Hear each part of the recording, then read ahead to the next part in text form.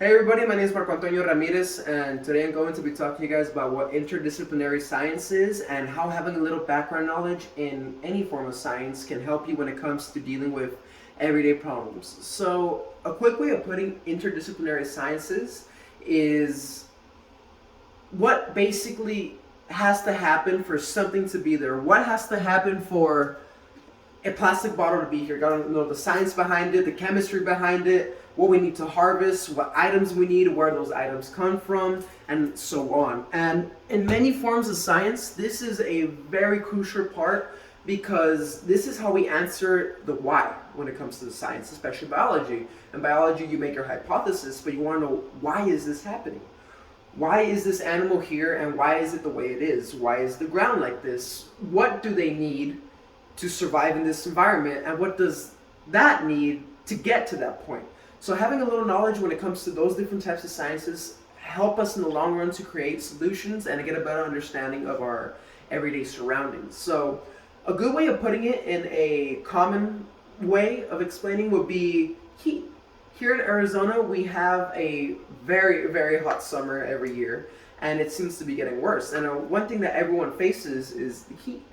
Now, most of us are normally in air-conditioned areas. Right now, I have an air-conditioned area. You, Professor Glover, you're probably sitting at home or at school in an air-conditioned room, and we're not feeling any heat. But what happens when you do get really hot? You get frustrated, and you're trying to cool off any way you can, correct?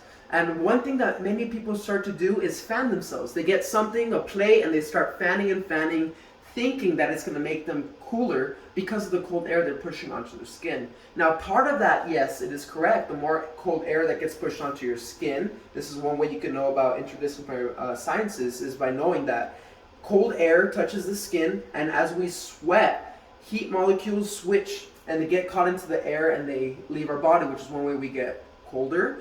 Or another way of looking at it too is the fanning yourself. If you know anatomy, you know that muscle movement and movement of any type when it comes to our body creates heat because it's using energy. And that heat is also heating up our bodies alongside, let's say, the sun and the Arizona heat. So if you're constantly moving and you're barely producing any cold air from a fan, but you're moving more, you're producing more of that heat by yourself and making yourself get worse within that. So if you knew a little bit of science, you would know that heat travels up. So in the top of the room, in the ceiling, is where most of the heat particles are going to be, and it's going to be hotter up there. So if you lay down on the ground, closer to the floor, or sit down somewhere that's closer to the bottom level, it's going to be a lot cooler than standing up or being somewhere like on a bed. Another thing to know is that heat also, when you're flexing yourself, flexing all that, it creates the heat. Sorry, I'm kind of messing up, but it creates the heat, and stopping movement is another thing that can really help you with this problem. Don't be very active. Don't have layers of clothes on. Don't move around or do an activity that is going to cause you to produce more body heat while you're trying to cool off. Instead, lay down. Don't move, although it may seem like a dread for a while. Don't move. Try to limit your actions, and over the run, you will be creating less and less heat of your own body, which will allow your body to continue to release its heat